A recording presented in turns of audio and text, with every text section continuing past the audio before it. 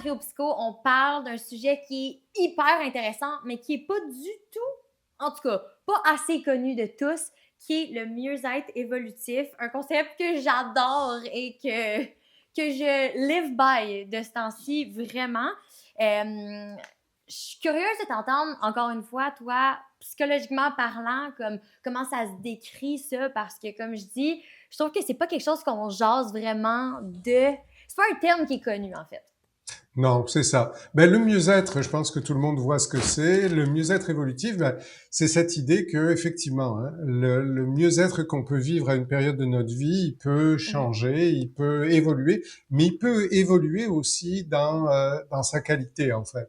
Donc, le mieux-être, c'est vraiment souvent perçu comme un état à atteindre, se sentir Mhm. bien, se sentir stable, se sentir apaisé ou aligné avec ses valeurs. Mais c'est une vision qui peut piéger un petit peu aussi parce que à ce moment-là, ça laisse entendre que le bien-être, c'est comme un objectif qui est figé. Alors que Ouais. psychologiquement, le mieux-être, ça n'est pas un état permanent et c'est vraiment un processus dynamique, comme toi, Livia. J'adore. Mais je trouve ça super intéressant qu'est-ce que tu es en train de toucher parce que, effectivement, ce que je suis en train de découvrir dans mon expérience à moi, c'est que c'est pas nécessairement le sentiment de toujours être bien, toujours être dans Mmh. les sentiments amplifiants, toujours être heureux, qu'il n'y ait rien qui se passe autour de toi de négatif. C'est pas ça le but, effectivement.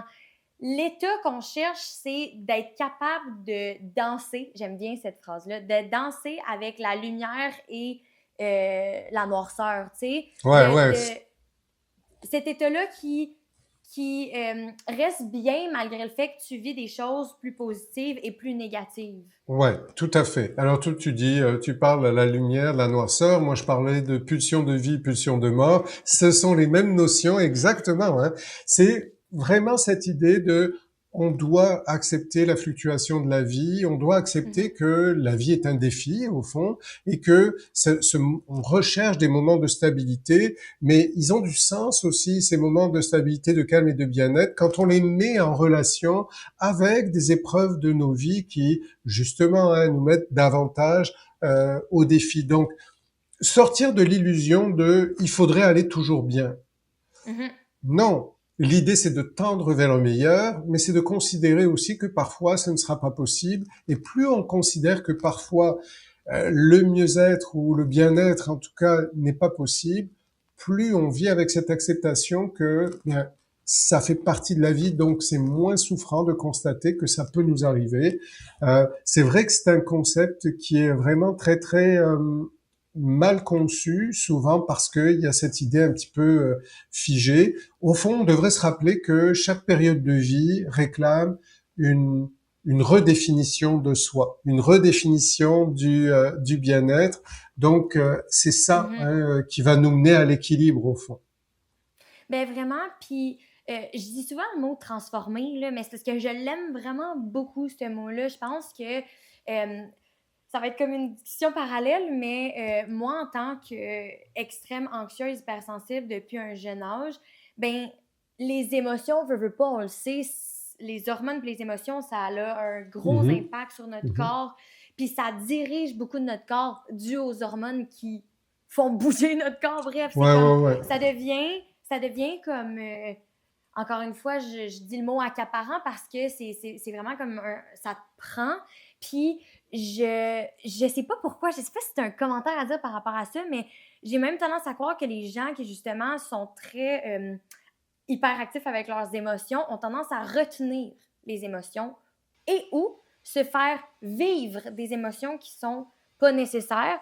Puis le lien que je veux faire avec ça, c'est que souvent on a tendance à justement comme retenir ces sentiments-là négatifs parce qu'ils nous font vivre, parce qu'ils nous font sentir en vie, parce que c'est ce qu'on Mhm, connaît. mhm, mhm, Puis c'est là que je veux comme amener les gens parce que moi, ça a été très difficile de me sortir de mhm. ça et d'aller vers un mieux-être évolutif qui est, comme on dit, Ouais, pas dans quelque chose de tout noir, tout blanc, vraiment juste comme être capable de voir que mes émotions y passent et ouais. que j'ai pas besoin de retenir quoi que ce soit puis que quelque chose de négatif m'amène quelque chose de positif et vice-versa quand je le transforme Oui, bien. mais ce que tu décris, c'est vraiment une des clés en fait à retenir pour le mieux-être. Je pense que c'est vraiment cette capacité d'adaptation émotionnelle en fait, émotionnelle et cognitive d'ailleurs. C'est que être capable de vivre ce que l'on reçoit en fait, et de ressentir nos émotions et de plus savoir quoi faire plutôt que de rechercher une stabilité absolue en fait. Donc, Ouais, une l'acc- réponse, genre tout de suite, tu bien sais. sûr, Ouais. bien sûr, l'acceptation de changement en fait comme une composante essentielle de la vie.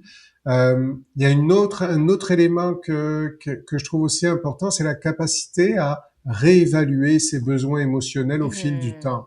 Parce que il Vraiment. se transforme avec nous, il se transforme avec la vie et nos expériences relationnelles. C'est cette flexibilité psychologique qu'on recherche par rapport aux transitions, par rapport aux pertes, par rapport aux imprévus.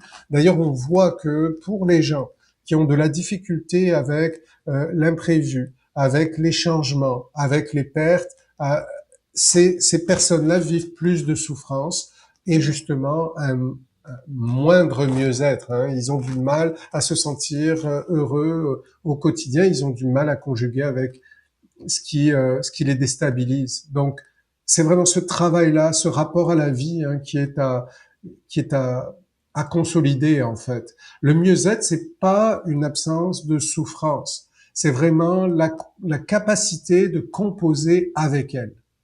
Puis ça, je pense Vraiment. que c'est vraiment, c'est ce que tu décris aussi au fond. Ben vraiment, puis moi j'ai fait une formation de yoga, puis c'est un peu ça que ça dit en yoga, c'est l'union, c'est la force, c'est la souffrance, ça va toujours, toujours, toujours être là. Fait que vaut mieux apprendre à, comme tu dis, travailler avec elle que contre elle.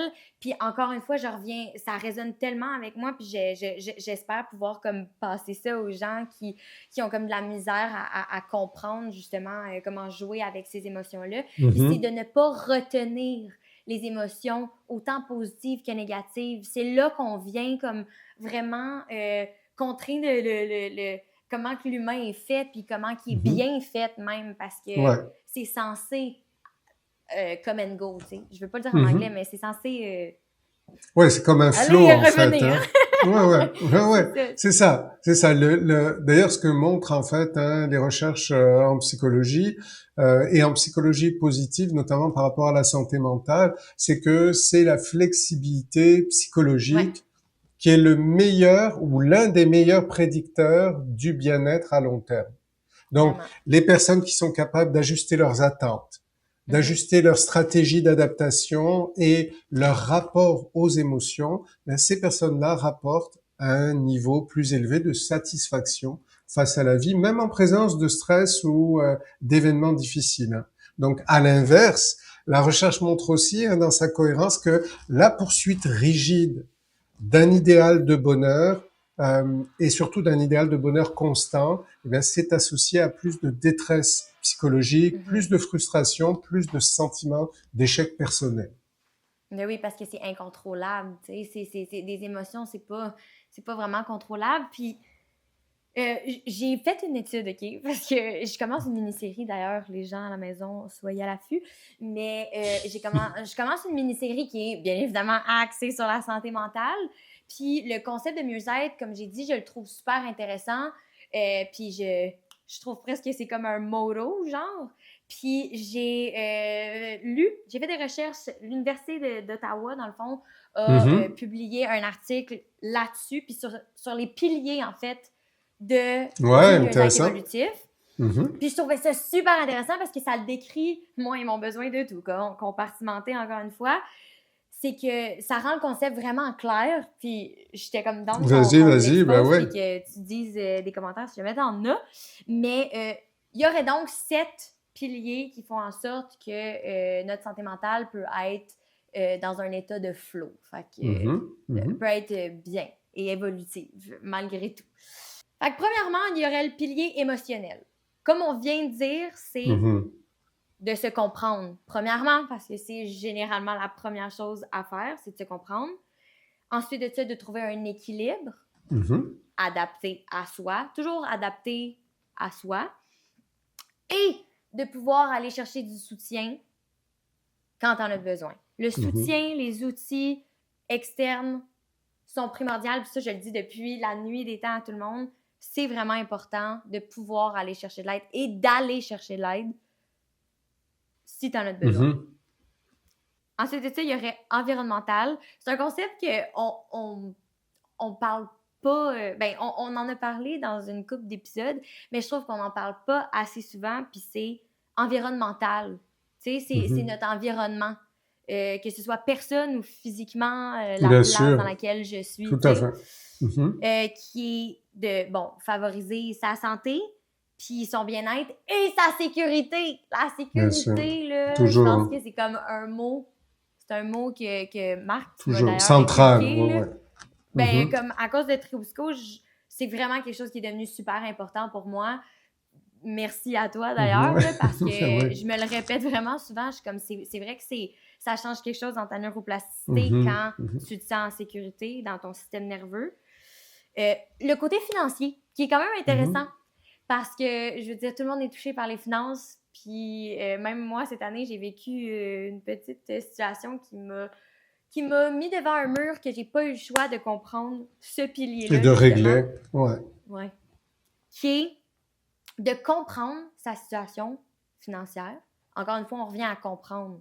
Un autre mot que je pense qui est comme primordial quand on parle de santé mentale. Comprendre sa situation pour ensuite pouvoir faire des choix éclairés. Tu sais, Mhm. Mhm. Tout à fait. ça, ouais, ça, je trouve Ouais. ça super intéressant. Puis là, on en a parlé aussi un peu tantôt, mais le pilier intellectuel qui est l'ouverture, la curiosité. La curiosité, tu sais, qui, selon moi, est même un signe Mhm. d'intelligence, là, Bien sûr. Ouais, ouais. qui, Ouais, tout à fait. puis qui va donc t'apporter à avoir un beau développement et de la créativité dans ton quotidien puis dans ta vie. Parce que souvent, on est dans un monde qui va tellement vite, tu sais, qu'on a comme tendance à oublier que le côté créateur est important, tu sais, le côté enfantin de la vie, il a Bien rapport sûr. avec notre bien-être. Ouais. Ce que tu invites les gens à faire, c'est finalement un auto-bilan, hein, Ouais. de ce mieux-être évolutif, où est-ce qu'ils en sont. Puis c'est de donner, en fait, hein, quand tu donnes ces pistes-là de réflexion, c'est aussi de voir que c'est vraiment plus qu'un concept qui s'adresse uniquement à une chose et une seule, mais c'est vraiment d'aller voir globalement dans les sphères de sa vie qu'est-ce qui renforce ce sentiment de mieux-être et puis de travailler sur les différentes sphères. Absolument. Ben, vraiment, je trouve que c'est comme un exercice que ben, je sais pas, je vais faire une généralisation, là, mais j'ai tendance à croire que c'est plus les ados filles qui ont tendance à faire du journaling, tu sais. Le journaling est Mhm. beaucoup plus comme... c'est comme le scrapbooking, là, c'est genre super à la mode chez les jeunes filles, mais pour de vrai, c'est une des meilleures manières, je pense, de faire un bilan Ouais, puis de c'est un bel outil. l'introspection. Oui, oui, c'est un bel outil parce que les choses, c'est mettre les choses par écrit. En fait, ça leur donne, hein, une forme plus claire. Puis c'est aussi ce qu'on utilise, on l'utilise beaucoup cet outil en psycho, hein, en thérapie. On demande aux gens d'écrire, hein, justement sur telles idées, sur leurs émotions. Puis ce que je proposerais aux gens aussi, c'est de se donner la permission de fluctuer. Tu sais, Oui, de s'autoriser à ne pas aller bien, sans remettre en question sa propre valeur ou son cheminement et se dire que c'est un passage. Peut-être encore une fois se dire, ben, est-ce que j'ai quelque chose à comprendre? Est-ce que c'est l'invitation à changer quelque chose dans ma vie? Et donc, c'est de le prendre, hein, comme un état qui peut être constructif plutôt que juste déstabilisant.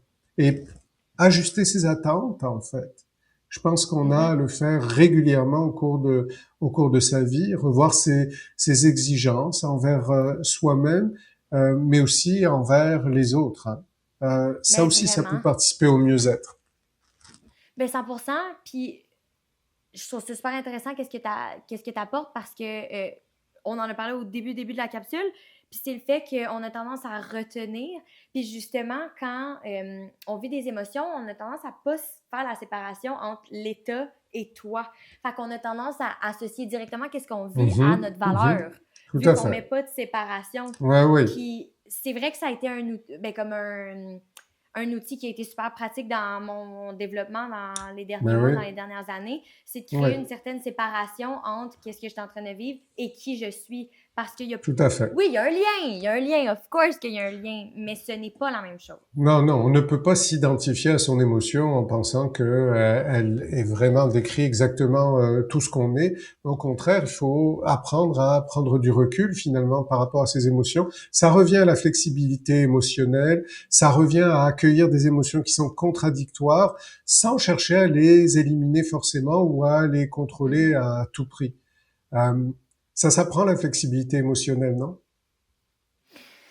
Ça s'apprend. C'est Ah oui. même quelque chose qui prend du temps. Puis je veux juste rajouter les dernières. Parce que je pense que, Ouais. en plus, comme. Je pense que 2026, ça va être très une année d'introspection parce que je pense que de plus en plus, on en parle puis on met de l'avant la santé mentale. Et j'inviterais vraiment sincèrement les gens qui nous écoutent à faire l'exercice à la maison de journaling. Puis je veux juste dire, dans le fond, les 3 derniers piliers qui Mhm, restent bien parce que je sûr. pense qu'ils sont quand même super importants. Puis c'est physique. Fait que Mhm. physiquement, qu'est-ce que tu fais pour, tu sais, ne pas comme amplifier la sédentarité. Fait que, tu sais, je te parle pas d'être super performant, mais je parle plus de comme instaurer du De prendre mouvement soin de ou son corps, euh, ouais. exact, Ouais. d'apporter une certaine attention à son corps et une connexion avec son corps. Social, important. Mhm. Important. Une autre chose que j'ai Mhm. appris avec Trio Psycho, grâce à toi, Marc, c'est oui, l'environnement, mais les gens qui sont autour de toi ont vraiment un gros lien Ah avec oui. comment tu te sens par rapport à toi-même. Oui, oui, c'est vraiment important de s'entourer de relations, en fait, qui sont capables d'accepter aussi les variations de son propre état Mhm. intérieur, puis sans pression à la performance émotionnelle, parce que je vois des gens qui s'emploient surtout à être des amis qui sont disponibles aux autres, mais qui ne sont pas confrontants parce qu'ils sont pas lourds à porter, parce qu'ils n'ont pas de fluctuations. Donc, là encore, hein, oser des rapports d'authenticité avec les autres. Ouais. C'est correct de dire à une bonne amie, un bon ami, en ce moment, je trouve ça difficile, je remets des choses en question, je me sens Mm, perturbé. Ces gens-là qui vraiment. vous aiment et qui sont censés vous aimer sont capables d'entendre que vous êtes exactement un être humain qui vit ses fluctuations émotionnelles et de vous aimer pour cette authenticité-là. Donc, n'essayez pas de renvoyer de vous, en fait, une image qui est toujours celle d'une constance émotionnelle, mais les fluctuations, elles vont permettre aussi aux autres d'ouvrir leur propre vérité, de dire, bah, tu sais, ça me fait du bien que tu dises ça parce que moi aussi, en ce moment, je trouve ça difficile, ou moi aussi, j'ai passé une période difficile. Donc, c'est aussi vraiment un pilier important hein, à considérer dans son bilan de mieux-être évolutif. Mais vraiment, mais je pense que, tu sais, c'est un sujet qu'on pourrait parler pendant Ouais, des ouais, ouais. heures, mais je pense qu'on a donné une bonne coupe d'outils que les gens peuvent partir avec. Puis, c'est ça, j'aurais juste un petit rappel, tendance à vous dire, c'est important de faire des petits bilans d'introspection des fois, puis de voir comment on se sent. Puis c'est correct les fluctuations, faut juste savoir Tout à comment fait. alchimiser. Tout à fait. Ça vous invite à une relation plus souple, plus respectueuse et plus durable avec soi-même. Soyez doux avec vous-même. Soyez doux. Oui! Merci!